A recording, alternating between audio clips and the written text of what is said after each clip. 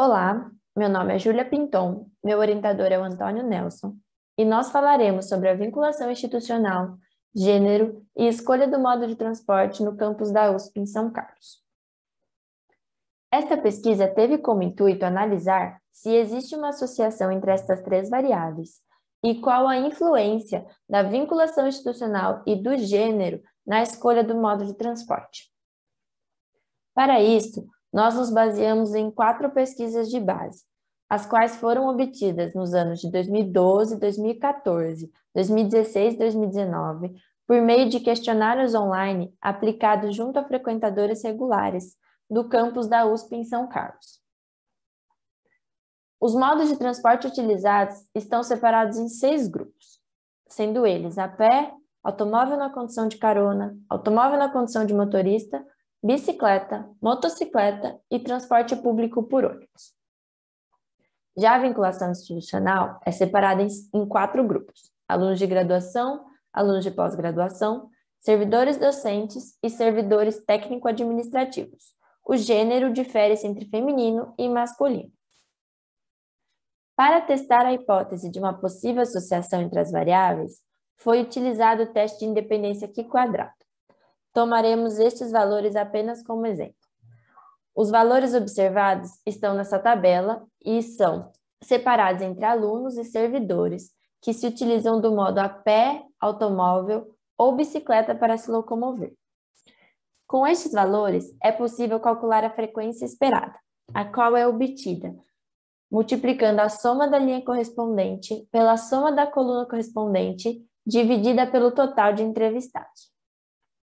O teste Q-quadrado vai analisar quais valores estão acima e quais estão abaixo do esperado, resultando num p-valor que identifica se há uma dependência entre as variáveis. Neste exemplo, o p-valor é igual a 2,37 vezes 10 elevado a menos 14, estando bem abaixo do limite de 0,05, para um nível de confiança de 95%. Assim, concluímos que existe uma associação entre a vinculação institucional e o modo de transporte. Estando as variáveis associadas, realiza-se o teste SPR, o qual permite identificar o grau de dependência entre as variáveis. De forma prática, quando o valor do resíduo exceder o valor 1,96 em módulo, isto indica que a célula é significativamente diferente daquilo que era esperado. Bom, explicada a metodologia, partiremos para a análise dos dados obtidos. Quanto à vinculação institucional e o modo de transporte, o p-valor resultou em 1,9 vezes 10 elevado a menos 102, o que indica uma forte associação entre essas duas variáveis. Para os alunos de graduação, pode-se perceber que estes se utilizam do modo a pé mais do que o esperado e que há menos motoristas do que era esperado. Quanto aos alunos de pós-graduação, os valores estão muito próximos dos esperados, visto que existem poucos valores que ultrapassam o módulo de 1,96. Os servidores docentes e os servidores técnico-administrativos apresentam um cenário bem parecido, sendo que há mais motoristas do que esperado e há menos pedestres do que esperado, exatamente o contrário dos alunos de graduação, sendo estes os 2 grupos que mais contribuem para a existência de uma associação entre a vinculação e o modo de transporte.